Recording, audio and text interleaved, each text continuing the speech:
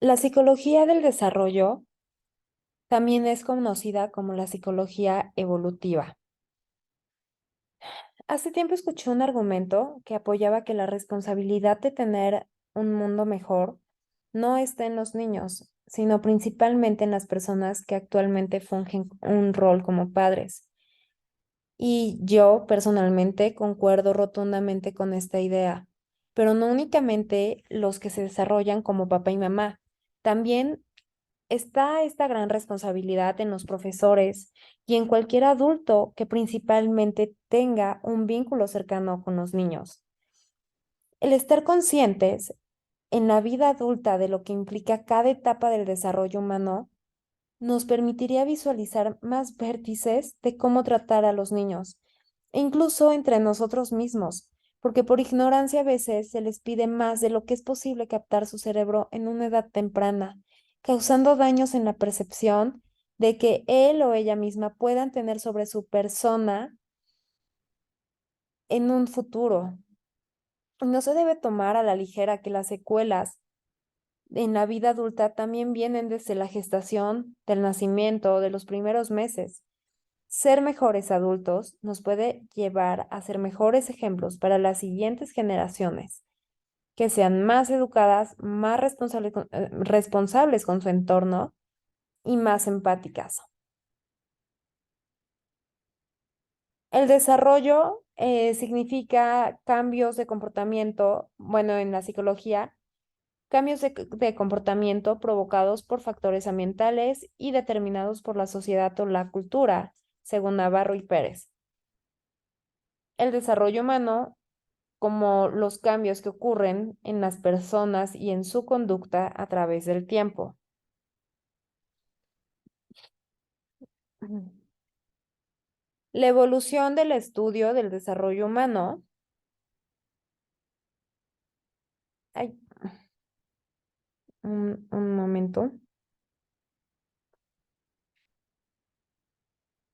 Bueno, la evolución del estudio del desarrollo humano empieza a estudiarse en el Renacimiento, en donde el niño es visto como un adulto. Posteriormente, en el siglo XX, lo empiezan a ver como un ser que está en proceso de desarrollo y de adaptación. En el siglo XX ya comienzan a separar lo que es la infancia y la adolescencia, y en 1920 a 1945 ya hay indicios de una psicología evolutiva.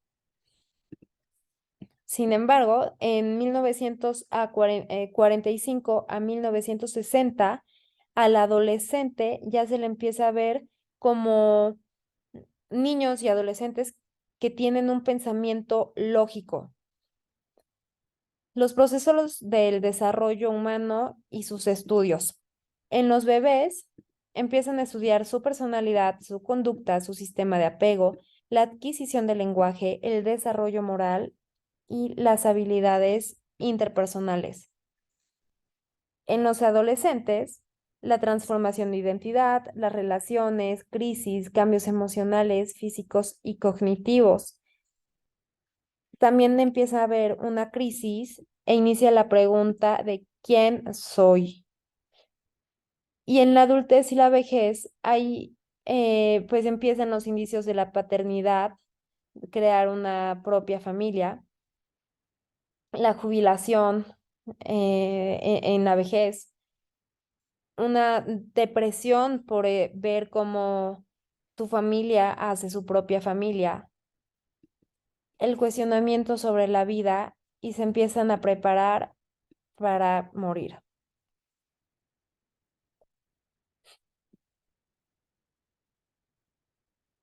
Los psicólogos del desarrollo humano nos dicen que es importante porque nos hace conocer quiénes somos, cómo nos fuimos formando desde la concepción, cómo el entorno y los eventos nos van cambiando.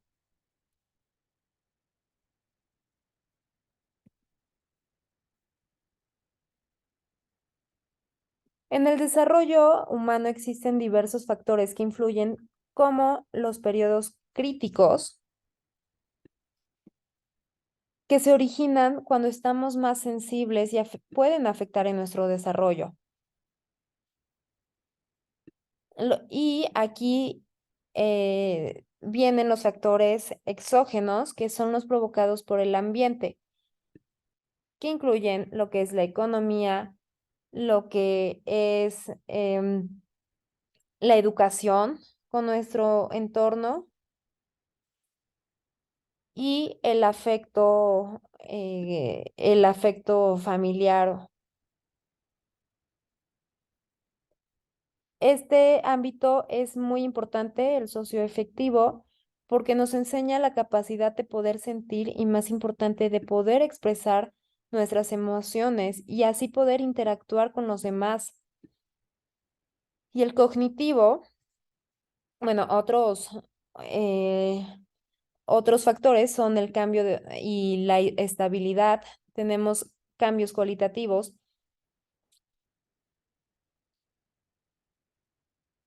y los cambios cuantitativos que se manifiestan en cuanto y que se pueden contar en cómo vamos creciendo en estatura y en peso. Los cambios cualitativos es el desarrollo de nuestro cerebro, el desarrollo del pensamiento intelectual, el habla, la escritura, la memoria. Los otros ámbitos son el biofísico, que es el desarrollo físico, motor, sensorial, y las consecuencias en el crecimiento, desarrollo y maduración. El cognitivo, bueno, que ya lo mencionaba, son los pensamientos, el desarrollo de pensamientos, el intelectual, el habla, la escritura, el socioafectivo, la capacidad, bueno, ya lo había mencionado también acá. Los provocados por el ambiente, también cabe destacar que son muy importantes porque como entra este factor de la economía que la familia puede tener o de los que puede padecer, en México vemos a muchos niños en los semáforos de muy corta edad, 3 años, 4 años, que están pidiendo dinero, aunque tal vez no tienen la capacidad de entender por qué lo hacen, pues sí están alterando mucho su proceso de poder sociabilizar con otros niños de su edad, porque en lugar de estar en una escuela conviviendo y desarrollando la parte cognitiva, pues están más enfocados en las necesidades de sus padres.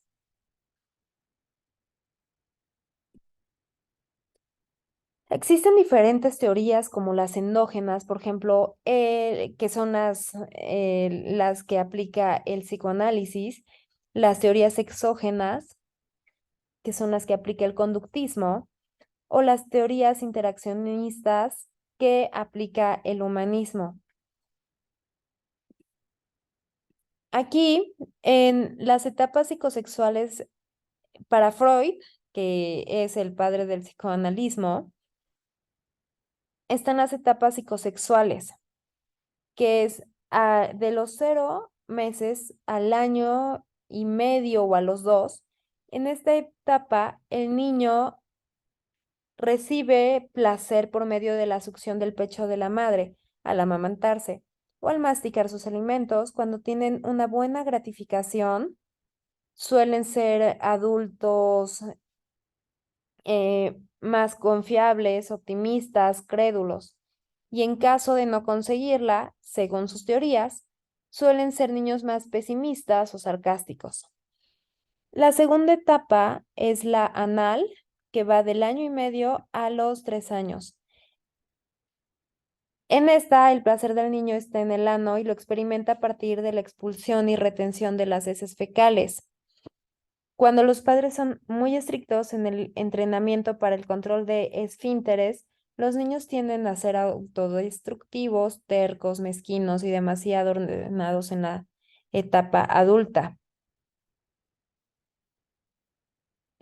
La etapa fálica, que va de los 3 a los 6 años, es la etapa en la que los niños comienzan a descubrir sus genitales y en donde el niño se apega mucho más al progenitor del sexo contrario y siente cierta rivalidad por el progenitor del mismo sexo. Empiezan a tener fantasías incestuosas que generan ansiedad y se empieza a desarrollar el superyo. En esta etapa es la etapa en la que vemos que la niña está más tiempo con su papá o lo defiende o siente como cierto celo. Una amiga me comentaba que cuando ella era chiquita, cuando sus papás se agarraban de la mano, ella corría y se ponía en medio porque no le gustaba. Posteriormente está la latencia, que es de los 6 a los 12 u 11 años. Aquí es hasta alcanzar la pubertad, en donde el niño empieza a tener interés por el sexo. No, perdón, el interés por el sexo se reduce, por lo que pueden jugar con los niños del mismo sexo y no tienen dificultad. En palabras de Freud, las pulsiones están dormidas. Hay una suspensión temporal del instinto sexual. La última etapa es la genital, que comienza a los 12 años, y son los cambios biológicos de la pubertad y reaparecen los impulsos sexuales, dándole lugar al adolescente a que satisfaga todos los deseos reprimidos durante la niñez. Cuando obtiene una buena gratificación, los adultos desarrollan un buen sentido de responsabilidad y preocupación por otros.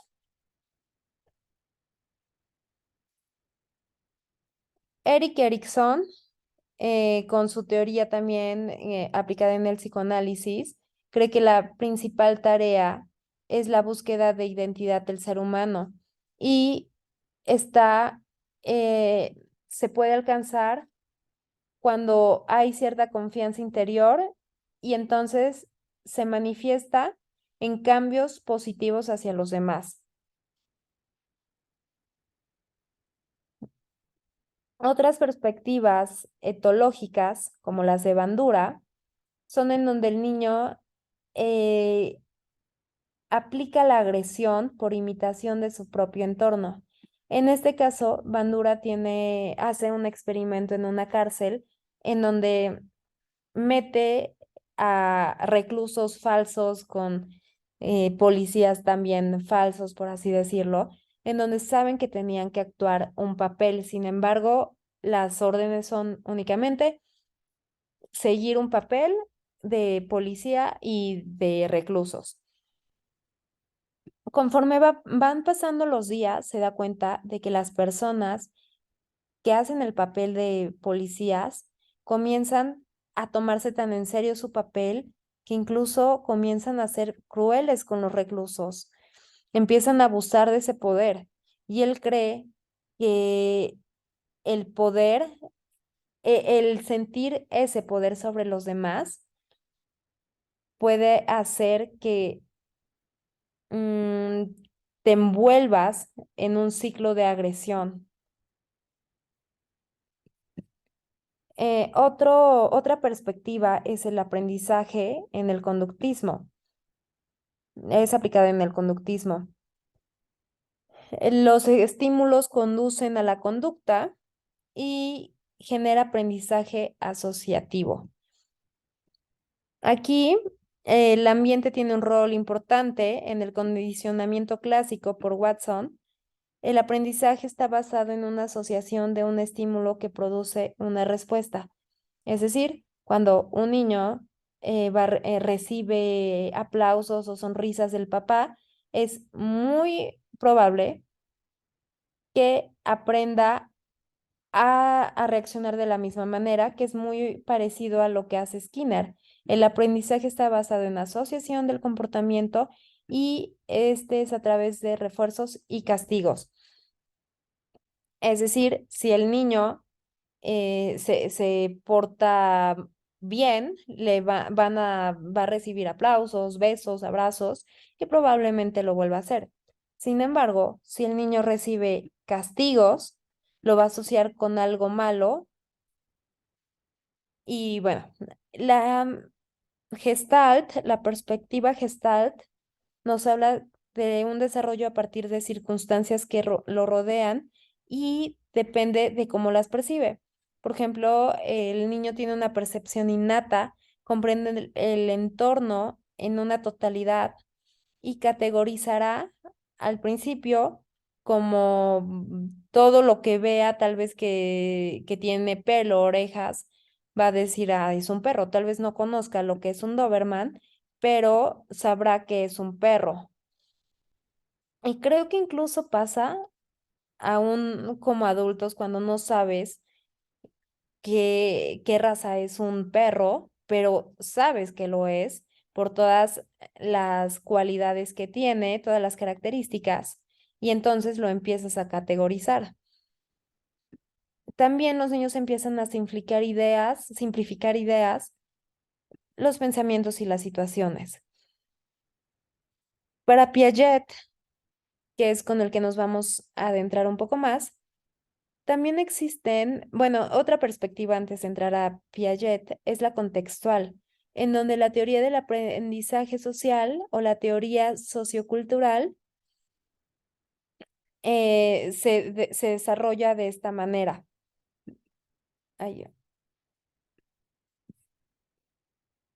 ay, como un aprendizaje dependiendo del entorno, de lo que estamos viviendo. O sea, si para mi entorno es normal que las niñas y los niños sí estudien juntos, pues el niño va a crecer normalizando todas esas ideas. Sin embargo, si los papás crecieron y todavía se desenvuelven en un entorno en donde las niñas y los niños no pueden estudiar juntos, pues el niño lo va a normalizar de igual manera. El desarrollo cognitivo viene de la sociedad para esta perspectiva, en donde lo dice el contexto va a definir el aprendizaje del niño. Bueno, ahí entrando a las etapas del desarrollo, para Piaget está en primer lugar la sensoriomotora, que es de los 0 a los 2 años, en donde el niño conoce a través de sus sentidos. Se prepara para pensar con imágenes y con conceptos. Posteriormente está la preoperacional, que es de los 2 a los 7 años y está relacionada la cognición con las cosas físicas y perceptuales. La operación concreta de 7 a 11 años es en la que los niños ya empiezan a usar símbolos, usan la lógica, conservan cantidades numéricas y es más empático.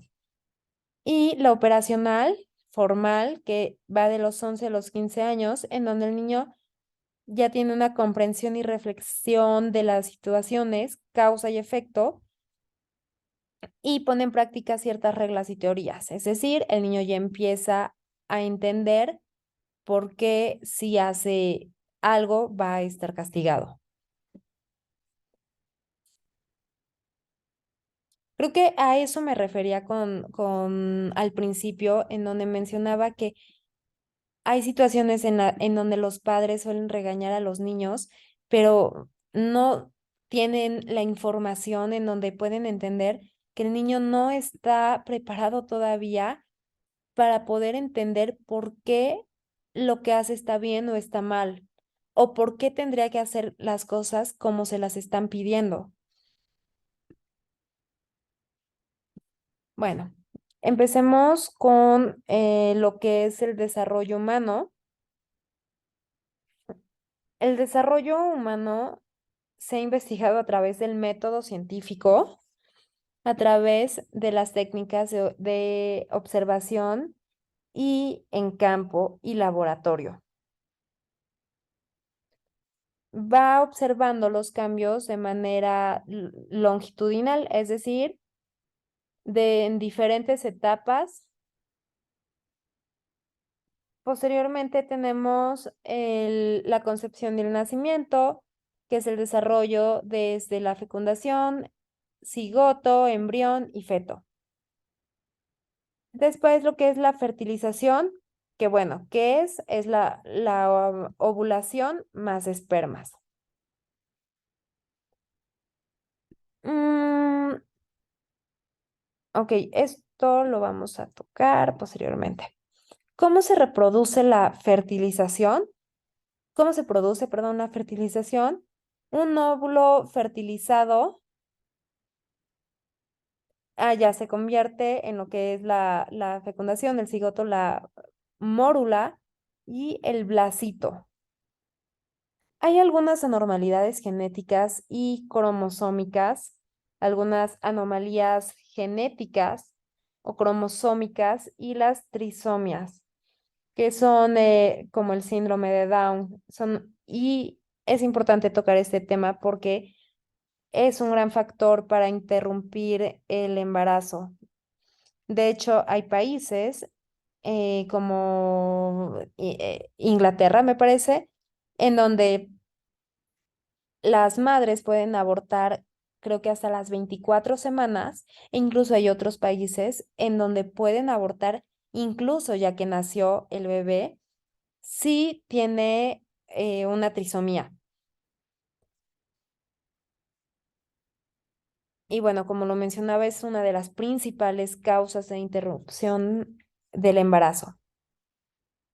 El desarrollo humano comienza en el desarrollo prenatal, cuando los niños están en los cambios en el periodo prenatal, germinal, bueno, está mal dicho en este caso niño, germinal, embrionario y fetal, el proceso del nacimiento, que es de las 38 a las 40 semanas, la etapa del parto, es el trabajo inicial del parto, trabajo de parto y eh, el parto como tal, la expulsión de secundinas, posteriormente el método de nacimiento, si es parto natural o si es una cesárea,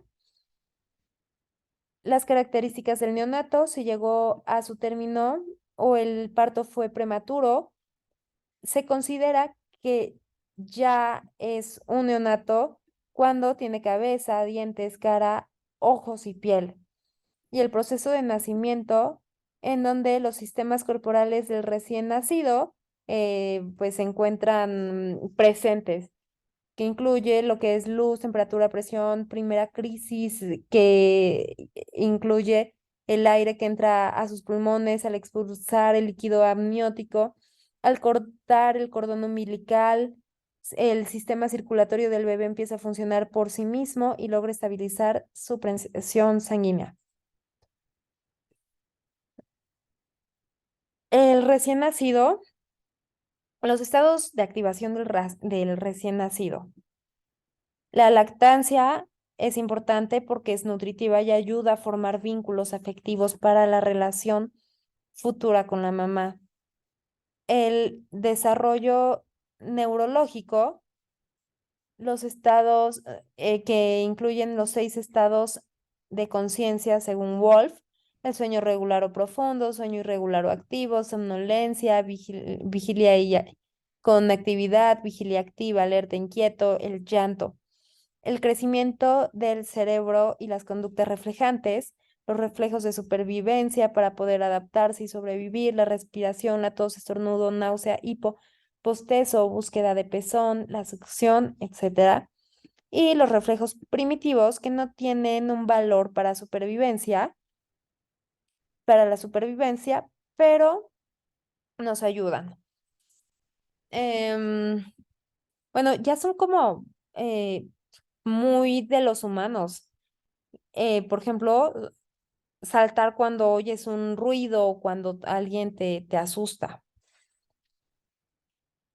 Pasemos a lo que es la infancia temprana e intermedia.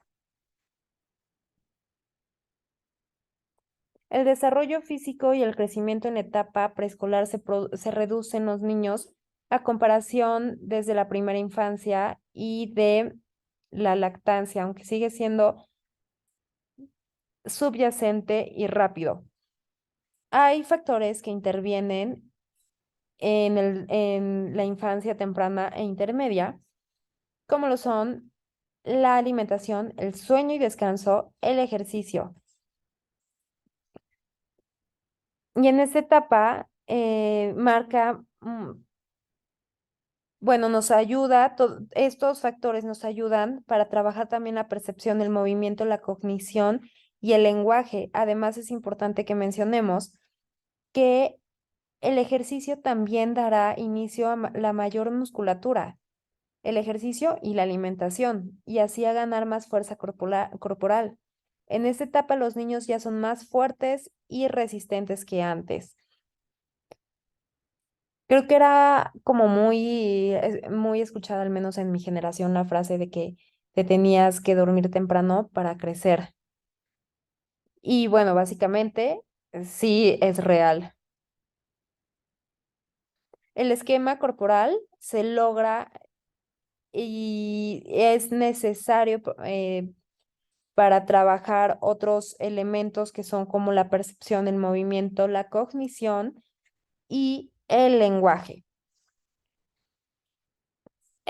Bueno, aquí hablaremos sobre la infancia temprana, que va de los 6 a los 6 años, y la infancia intermedia. Los ámbitos en los que se desarrolla son el sensomotriz, factores neurofisiológicos, el desarrollo de memoria, la lingüística, la personalidad y la moral, básicamente todo. La infancia intermedia, que es de los 6 a los 12 años, en la corporal, en la intelectual, en el pensamiento operante concreto, desarrollo de memoria, desarrollo de personalidad, el desarrollo social y el desarrollo operacional concreto. Las similitudes que tienen entre estas dos infancias se encuentran en el desarrollo motriz y psíquico. En ambos los niños van teniendo mayor fuerza corporal, solo que, por ejemplo, todo va como mejorando, por así decirlo. En la infancia intermedia ya hay un mejoramiento motor, también ya hay mayor fuerza corporal, también ya hay mayor coordinación motora, función sensorial tridimensional, visual, auditiva y táctil, desarrollo de las capacidades perceptivo-motoras, crecimiento y cambios corporales, empiezan a conocer las consecuencias, el pensamiento, criterio moral, el almacenamiento, memoria, hay un mejor desarrollo fonológico, la regulación afectiva, hay un mejoramiento motor, concentración, autoconcepto más realista, más empatía, hay un mejor comportamiento social, o sea, realmente son las mismas cosas, pero mejoradas. El niño va a seguir creciendo, aunque más lento. Hay un perfeccionamiento de lectura, escritura, que también lo podemos empezar a ver en los 2 a 6 años. Ya hay mejor almacenamiento de memoria de esta edad, de los 6 a los 12. También empiezan a comprender mejor eh, hay un mejor desarrollo fonológico, es decir, ya acentúan mejor las palabras, ya entienden mejor las diferencias de las tildes, se visualiza y ya se empieza a visualizar cómo será su carácter. Y también empiezan a sentir lo que son las culpas. Yo recuerdo como a esta edad, los 6 a los 12 años, solía ser muy enojona y ya me decían como, no, tú de grande tienes que ser abogada porque te enojas y peleas mucho y tienes un carácter muy fuerte. Bueno, con el tiempo lo fui cambiando, pero creo que sí se queda muy impregnada la esencia que empiezas a tener pues en estas edades. Pero también hay ciertas diferencias. Por ejemplo, en la infancia temprana, que es de los 2 a los 6 años, empieza la lateralidad, es decir, empieza como el favorecimiento o el lado cerebral que va a dominar. Es decir, las personas zurdas tienen mejor predominancia en el hemisferio derecho y las diestras tienen mayor predominancia en el lado izquierdo.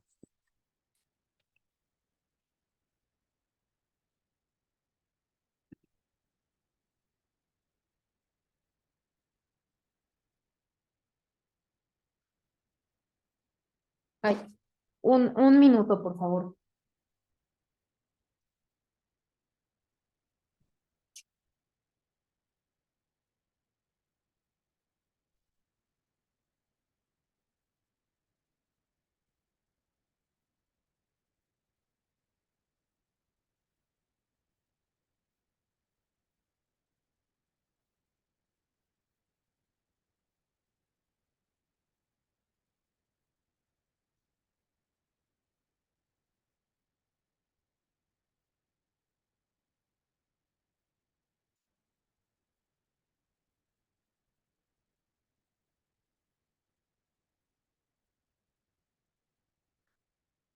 En la infancia intermedia,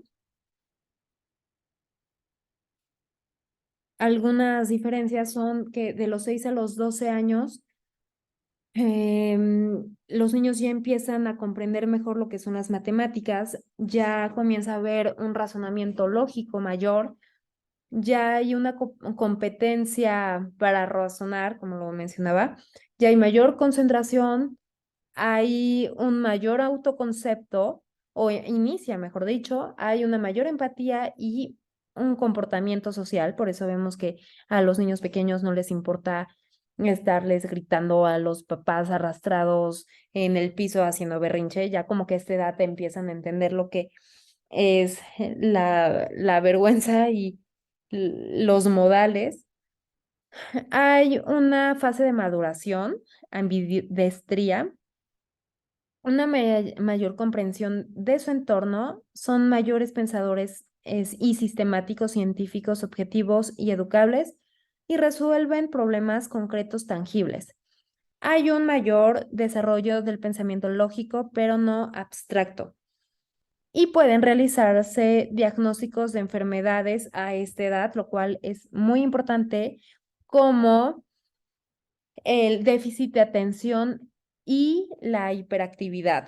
Hay un mayor desarrollo de personalidad y ya hay un yo ideal, un responsable potencial, lo que se espera de él. También hay una conciencia emocional y social, una persona más empática y puede transmitir mejor sus emociones. Ya hay una conducta social, como mencionaba hace rato, ya el niño va a empezar a sentir esa presión por igual y no gritarles y arrastrarse en el piso al no conseguir algo con sus papás, ya como que saben que tienen que guardar mayor compostura. Y bueno, pasemos a la adolescencia, que significa, viene del latín adolecere y se traduce como una dolencia, ya que es una etapa en la que el adolescente sufre. Lo puse entre comillas, pero en realidad no va así, porque sí sufre demasiados cambios para poder adaptarse al mundo, ya que no son niños, pero tampoco son adultos. Eh, Comienzan a vivir lo que es el desarrollo físico e intelectual. Ay, un momento. Mm, Surgen cambios como crecimiento genital en hombres y mujeres, perdón, sí, en los hombres, a la axila, barba y bigote. Hay cambios biológicos como mayor producción hormonal, cambios psicológicos como, y cambios sociales. Empiezan a preferir estar más tiempo con sus amigos que con sus padres, ya que se sienten mejor identificados, pues ni con los niños ni con los adultos pueden lograr encontrar esa comodidad. Esta etapa inicia con la pubertad y culmina con la adultez temprana. Abarca de los 12 a los 13 años. Perdón, bueno, está marcado por dos fases, que son el paso de la niñez a la adolescencia y de la adolescencia a la adultez. En las mujeres comienza a ver lo que es la menarquía, el desarrollo de pechos, el crecimiento de vello corporal, En los hombres comienza a haber la producción de testosterona, espermas, crecimiento de vello corporal y el desarrollo cerebral. No alcanzan su máximo potencial en el desarrollo cerebral hasta que la persona llega a los 21 años aproximadamente.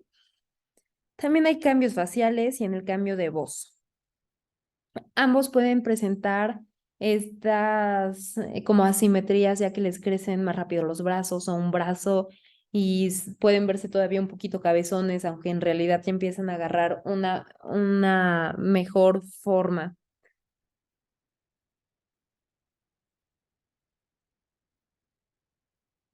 También puede ser traumático, especialmente para las mujeres, como mencionaba, por lo de la menarquía, mientras se ha visto mayor aceptación por parte de los hombres que que ven sus cambios más positivos, para las mujeres pueden ser más traumáticos. Tener la primera menstruación puede ser un evento duro y que difícilmente olvidan. Mm, También comienzan a tener algunos cambios psicológicos, porque la menstruación, como mencionaba, tiene implicaciones psicológicas que pueden producir incluso alergia, perdón, aquí me confundí con la palabra, que pueden producir alergias, pues marcan el fin de la infancia, y provocar angustia y miedo que involucra la pérdida de la infancia. Puede surgir lo que es el acné, que también afecta el autoestima en ambos, hombres y mujeres.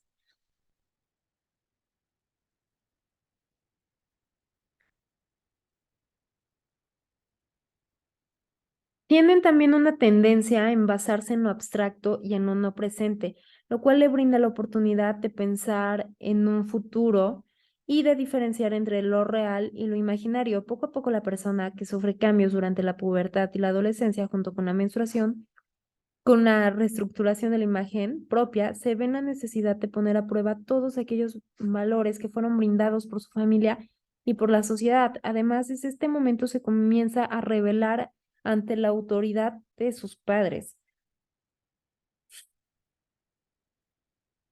Hay ujú. La autoestima positiva y negativa. Bueno,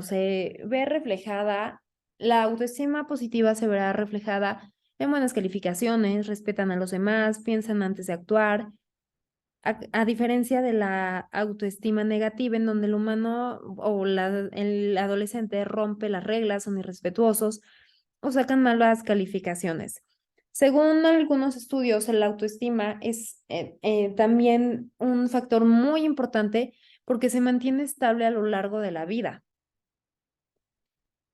Entonces, si el adolescente comienza a tener desde acá problemas de autoestima, muy probablemente llegue a su vida adulta arrastrando los mismos problemas, ya sea ansiedad, depresión, etcétera. El pensamiento moral se desarrolla con base a las personas que conocemos, y todo es en relación con el deseo del bien. Esto lo estudia Kohlberg, que es un psicólogo estadounidense. Y también menciona que del mismo modo que el desarrollo cognitivo, físico, social y psicológico se va desplegando de forma gradual durante la infancia y la adolescencia este tipo de pensamiento. El desarrollo moral se desarrolla con base en todas aquellas personas que son conocidas para nosotros, que es lo que mencionaba. Y para Kohlberg, el razonamiento moral se divide en tres partes. Durante esta etapa, los adolescentes se convierten en una especie de camaleón que van cambiando y adaptando su comportamiento de acuerdo a las personas con las que se rodean y por lo tanto se pueden ver como falsas. Una de las principales características sociales es que ellos ya empiezan a buscar cierta autonomía. y cuando esta etapa se completa, se alcanza la madurez y pasa a la vida adulta. En esta etapa, los adolescentes cambiarán y adaptarán su personalidad, como mencionaba, según a las personas con las que se estén juntando en ese momento. Comienzan a buscar, otra de las fases es que comienzan ya a buscar parejas propias y posiblemente activen su vida sexual, pero al mismo tiempo es una etapa en la que sí necesitan mucho acompañamiento o más bien como cercanía con sus padres, porque toman decisiones más impulsivas e incluso peligrosas, que son como el consumo de drogas, de alcohol, de relaciones sexuales sin cuidados o poco informados, etcétera. Pueden comenzar con desórdenes alimenticios o tener un embarazo no deseado.